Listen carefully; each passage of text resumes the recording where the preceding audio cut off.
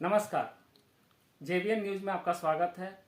आज हम प्रदीप महतो जी के घर में हैं, जो जेबीकेएसएस के केंद्रीय महासचिव हैं। आइए हम उनसे पूछते हैं कि इतने कम दिनों में जेबीकेएसएस का जो रुतबा और जो नाम बढ़ा है, उसमें कहीं ना कहीं सभी का योगदान है। सबसे पहले हम प्रदीप महतो जी से यही पूछेंगे कि क्या लोकसभा में 14 सीटें जेबीकेएसएस लड़ाएगी या फिर कुछ कम। सबसे पहले हमारे चैनल में आपका स्वागत है। जोहार, नमस्कार। और आपके चैनल को और आपके सारे व्यूअर्स को हमारे ओर से झारखंडी जोहार, नमस्कार, सत श्री अकाल और आदाब। भैया, जैसा चर्चा में आ रहा है कि बहुत कम ही दिनों में 2 साल, हम तो कहेंगे, जो जयराम महतो जी एक टी शर्ट और एक पैंट, जिसे ट्राउजर कहा जाता है, और एक हवाई चप्पल में वो निकले थे खतियानी को लेकर। लेकिन उन्हें धीरे धीरे एहसास होने लगा जो झारखंड में कहीं ना कहीं लूट खसोट हो रहा है और उन लोगों को मुहैया नहीं किया जा रहा है जिनको इनका आवश्यकता है। बहुत ऐसी बुनियादी सुविधाएं हैं जो गरीबों तक नहीं पहुंच पा रहा है और वो सीधा राजनीति में उतर गए। तो राजनीति में वो उतर के कितना सफल होंगे?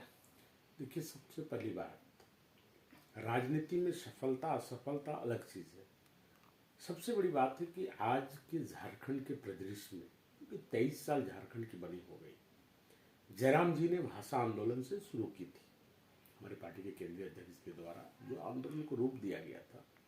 क्योंकि मुद्दाएं इतनी बेहतर, जो लोगों ने जिस आशा अपेक्षा के साथ झारखंडी जनमानस ने जान दिया, अलग राज्य के लिए नाकेबंदी की, तमाम ऐसे जो भी पॉलिटिकल कार्यक्रम होते हैं, वो सारे कार्यक्रम किए। उसके बदौलत सन 2000 में झारखंड की स्थापना हुई। 23 साल बीत गए, लेकिन आज भी जो झारखंडियत और झारखंडी लोग, जिन जनमानसों ने इस राज्य की पुनर्गठन के लिए आंदोलन किए थे, आज वो हाशिए पे है। और उन तमाम लोगों के हाशिए और उनके जो विचारों को लेके हम लोग धरातल पे आए, जिसके चलते आज इतने कम समय नहीं है। ये समझ लीजिए कि झारखंड आंदोलन का सेकेंड फेज है। और ये नहीं सोचिए कि ये 2 साल की आंदोलन है, ये 42 साल 45 साल की आंदोलन है, जिसके चलते यहाँ के झारखंड के जनमानस लोग आज जयराम बाबू के प्रति आस्था व्यक्त करते हुए जेबीकेएसएस को, और जो अभी हमारे रजिस्टर्ड पार्टी जेएलके के साथ लोग जुट रहे हैं और आपको विश्वास दिलाते हैं कि आने वाला समय में संतोष जी पूरे झारखंड में फतेह करेंगे और एक नया विकल्प के रूप में झारखंड में स्थापित करेंगे। ये हमारा आशा और विश्वास है। आप भी तो बहुत दिन राजनीति किए हैं, आपको नहीं लगता है कि जो लोग का भीड़ मुद्रा मोचन से होता है, वो बिना मुद्रा मोचन से, ऐसा क्या है जयराम महतो जी में जो वो लोग खींचा चले आते हैं? नहीं, संतोष जी, बड़ी बात क्या है कि पैसा नहीं, यहाँ विचार का है। पैसा, लोगों ने जो गलत कल्चर चलाया, आज आप बाघमारा के पावन धरती में देखिए, आज से पीछे चले जाइए 20-30 साल पहले, लोग ट्रक पे, मोटरसाइकिल पे, साइकिल से लोग जाते थे और सभा को आयोजन करते थे। लेकिन कुछ हमारे यहाँ पॉलिटिकल लोग ऐसे आए जो राजनीति को एक व्यवसायीकरण कर दिए, व्यापारीकरण कर दिए, जिसके चलते इस तरह का भाव हुआ। लेकिन हर युग का अंत होता है, हर युग में समय का अंत होता है। ये युग पैसे का था, पैसे का युग समाप्त हो गया, विचार का उदारपन हुआ है और आने वाले समय में ऐसे ही चलेगी, ये आपको विश्वास दिलाते। ये लोकसभा में आपको दिखेगा संतोष जी। यदि ये आपका मानना है तो हम एक बात कहेंगे, जितने भी जो निचले स्तर से नेता मंत्री बने हैं, वो भी कहीं ना कहीं गरीब का बेटा थे और इतना बड़ा ओहदा उनको मिला। लेकिन वो सत्ता के लोभ में अपने आप को परिवर्तन कर लिया। वो पब्लिक को, जो गरीब पब्लिक, जो वोटर थे, उनको वहां तक पहुंचाए, उन्हें भूल गया, उनका जो अधिकार है उन्हें नहीं दिला पाए। तो क्या आपको नहीं लगता है कि कल चलकर जयराम महतो जी भी ऐसे बदलाव कर सकते हैं? देखिए, सबसे बड़ी बात आपका कहना जायज है, और आज आप इसका उदाहरण दिल्ली में अरविंद केजरीवाल है। हम वो बात नहीं कर रहे हैं, हर किसी की कोई गारंटी नहीं होता है, लेकिन एक आंदोलनकारी का लड़का है, और जो भी लोग पॉलिटिकल में आए वो लोग इसलिए प्रदूषित हो गए क्योंकि वो अपने आप को ये समझ नहीं पाए अलग राज्य होने के बाद कि हमको किस आशा और आकांक्षा के साथ लोगों ने हमको वोट किया। उस वोट को उन्होंने समझा नहीं, जिसके चलते आज वो लोग चकाचौंध में राष्ट्रीय पार्टी में पैसे की तरफ, मतलब दूसरी तरफ उस पॉलिटिकल एरा को दूसरी तरफ ले गए। लेकिन आपको विश्वास दिलाते हैं टाइगर जयराम महतो, जो पार्टी के हमारे केंद्रीय अध्यक्ष है, आपको विश्वास दिलाते हैं जिस मैनिफेस्टो के साथ, जिस विचार के साथ हम लोग आए हैं, न बदलेंगे जरूर, लेकिन व्यवस्था बदलेंगे, खुद नहीं बदलेंगे। आपको विश्वास दिलाते हैं। अभी आपने कहा कि 14 सीट में नहीं 7-8 सीटों में लोकसभा लड़ेगी जेवीकेएसएस। ठीक है, हम मानते हैं कांग्रेस की इतनी बड़ी पार्टी, पक्ष वाले उन्हें दबा देते हैं, तो आपको नहीं लगता है कि लोकसभा में जेवीकेएसएस को भी इस तरह का जो ये है उसमें चेंज करना होगा या फिर उन्हें दबाया जाएगा? देखिए, हमने क्या बोला कि राजनीतिक विचारों का समावेश है।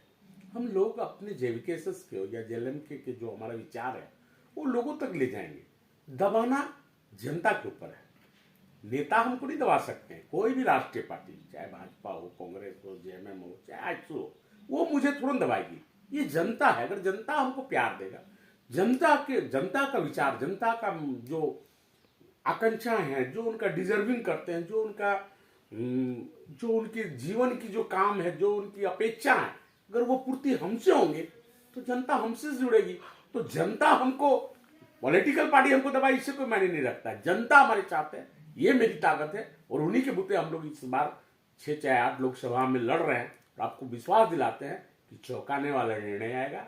ये संतोष जी आपको विश्वास दिलाते हैं। यानी आपके पार्टी को लग रहा है कि गिरिडीह लोकसभा के जितने भी वोटर्स हैं, जितने भी लोग हैं, वो अब बदलाव चाह रहे हैं, और जो टर्म्स, पहले के जो टर्म्स थे उसमें काम नहीं हुआ है, अब वो उनका अधिकार और काम दोनों चाह रहे हैं। निश्चित तौर पर संतोष जी, जैसे गिरिडीह लोकसभा में 6 विधानसभा है, आप आइए।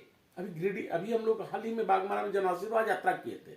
आप यकीन नहीं मानिएगा, 47 पंचायत में जो जनता की उमाड़ थी, आशा से परे थी। हमने सोचा नहीं था, लौपीटी से हम लोग शुरुआत किए थे और आपका जम्मू अटल झिंझी पहाड़ी में समाप्त किए। आप हमारे साथ थे। झिंझी पहाड़ी के रात 9 बजे कम से कम 2 से 3 हजार ग्रामीण एक पंचायत के सुनने के लिए खड़ा थे। ये कहीं ना कहीं बदलाव की ओर जा रहा है, और आपको विश्वास दिलाते हैं कि गिरिडीह में हम लोग आशा के अनुरूप सारी राष्ट्रीय पार्टी को, चाहे इंडिया हो चाहे एनडीए हो, दोनों को मात देते हुए हम लोग फतेह करेंगे। आपको विश्वास दिलाते हैं। अभी लोकसभा चुनाव बहुत नजदीक है और समय भी नहीं है, आपकी तैयारी किस तरह से चल रही है? हम लोग की तैयारी अपनी चल रही है। हमारी 2 दिन अभी दिल्ली से टीम आए हुए थे, हमारी बूथ मैनेजमेंट की ट्रेनिंग हुए। हम लोग पूरे 6 विधानसभा में बूथ मैनेजमेंट पे लगे हुए हैं।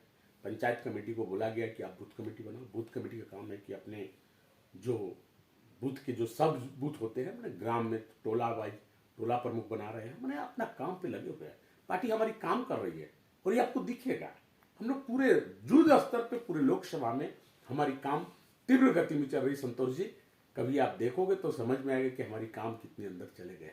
हम बहुत अंदर तक चले गए। मैंने एक वोटर के पास, एक जो अंतिम वोटर होते हैं, आम वोटर के पास हमारा कार्यकर्ता जाके मूवमेंट कर रहा है। ये आपको विश्वास दिलाता है। गिरिडीह के अभी भी कई ऐसे जगह हैं जहां पर जेवीकेएसएस नहीं पहुंच पाई है, वहां के लोगों को आप हमारे माध्यम से क्या कहना चाहेंगे? संतोष जी, हम यही कहना चाहेंगे, हमेशा हर युग में बदलाव हुई है। एक युग परिवर्तन है। 23 साल या 24 साल एक राज्य के लिए परिवर्तन का समय है। हम गिरिडीह के वोटर से आग्रह, अनुरोध करेंगे करवट कि एक बार बदलाव करके देखिए। अगर गिरिडीह ना बदला, झारखंड की दशा और दिशा गिरिडीह से बदलेगा। ये आपको हम विश्वास दिलाते हैं। बहुत बहुत धन्यवाद। धन्यवाद आपको भी और आपके व्यूअर्स को।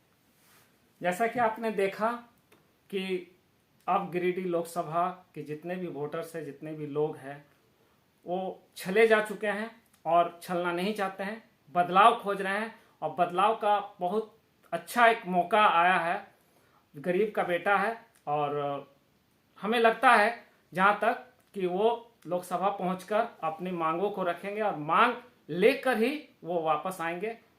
और हम यही चाहेंगे, जो यदि आप बदलाव चाहते हैं तो थोड़ा सा अपने को भी बदलाव कीजिए। धन्यवाद।